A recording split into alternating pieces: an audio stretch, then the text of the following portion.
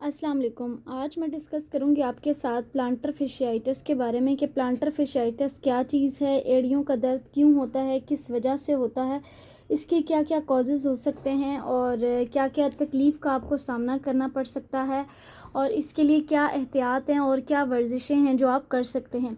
तो सबसे पहले हम स्टार्ट करते हैं वीडियो को। तो वीडियो का जो हमारा मेन टॉपिक है वो है हमारे पास प्लांटर फिशियाइटिस, या फिर आप कह सकते हैं इसको सिंपल वर्ड्स में कि हमारे पास इसको हील पेन कहेंगे। तो जो कॉमन कॉज़ है हमारे पास वो यही है कि हमें हील पेन होती है। होता यह है कि हमारी जो पाँव की एड़ी है उसमें एक फेशिया होता है, एक लेयर होती है स्किन की जिसे फेशिया बोलते हैं, ठीक है। वो थिक बैंड होता है जो कि कनेक्ट कर रहा होता है हील को पंजों तक। वो सूज जाता है ओवर यूज़ होने की वजह से, या फिर उसमें कोई ना कोई और मसला आ जाता है जिसकी वजह से वो पेन कॉज करता है और उसको बोलते हैं प्लांटर फिशियाइटिस। अब देखते हैं कि प्लांटर फिशियाइटिस की क्या क्या वजह हो सकती हैं। सबसे मेन वजह जो है वो ये है कि ज़्यादातर बहुत ज़्यादा वो लोग जो चलते हैं या फिर भागते हैं या फिर प्रोलॉन्ग स्टैंडिंग करते हैं, जो काफ़ी घंटों के लिए खड़े रहते हैं, जैसे कि हमारे पास टीचर्स आ जाते हैं, उसके बाद गार्ड्स आ जाते हैं जिनकी ऐसी ड्यूटी है जिसमें उनको ज़्यादा टाइम के लिए खड़े रहना पड़ता है, उन लोगों में ये हो सकता है। इसके अलावा वो लोग या वो कम्युनिटी जिनके शूज़ अच्छे नहीं हैं, या तो वो फ्लैट जूतों का इस्तेमाल बहुत ज़्यादा करते हैं या फिर ऐसे शूज़ पहनते हैं जिनका सोल अच्छा नहीं है, तो उनको भी प्लांटर फिशियाइटिस हो सकता है।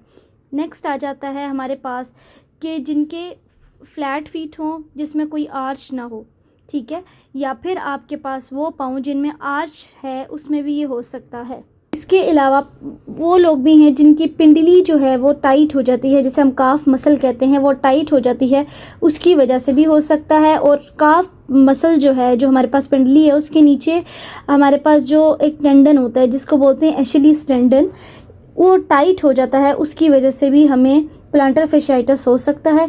इसके अलावा वो लोग जिनका वेट बहुत ज़्यादा है उनमें भी प्लांटर फिशियाइटिस होने के चांसेस होते हैं।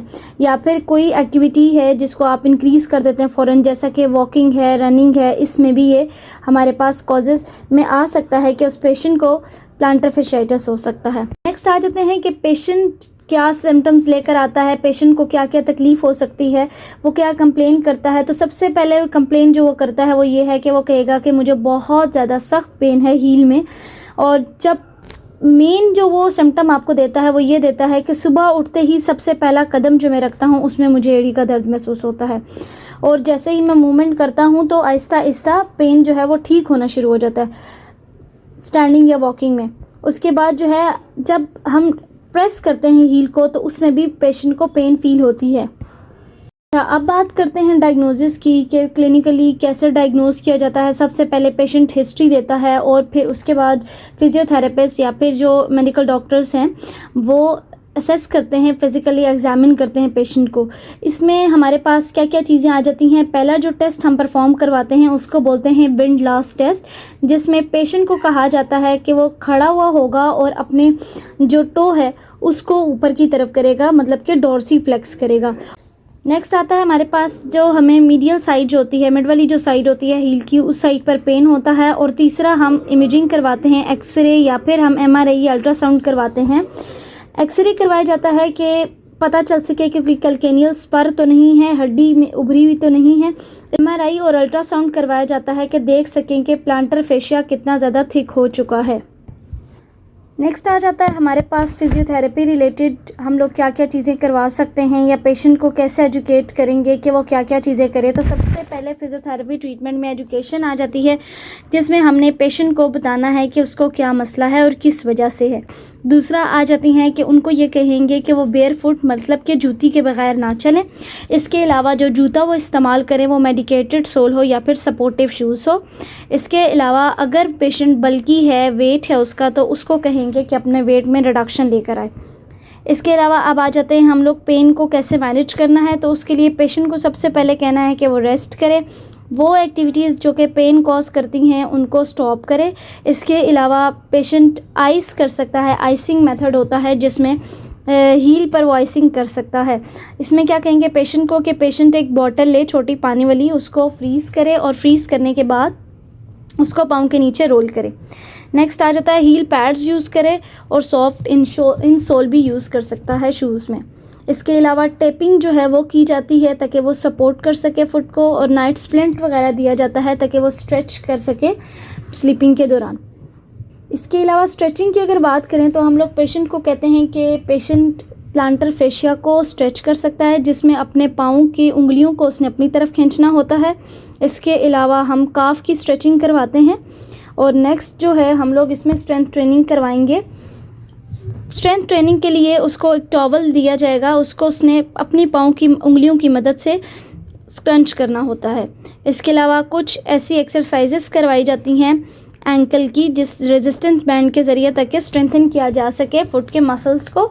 इसके अलावा हम लोग जो है मसाज कर सकते हैं फुट का, और स्ट्रेचिंग करवा सकते हैं, मोबिलाइजेशन करवाते हैं एंकल जॉइंट्स की जब ज़रूरत पेश आए तो।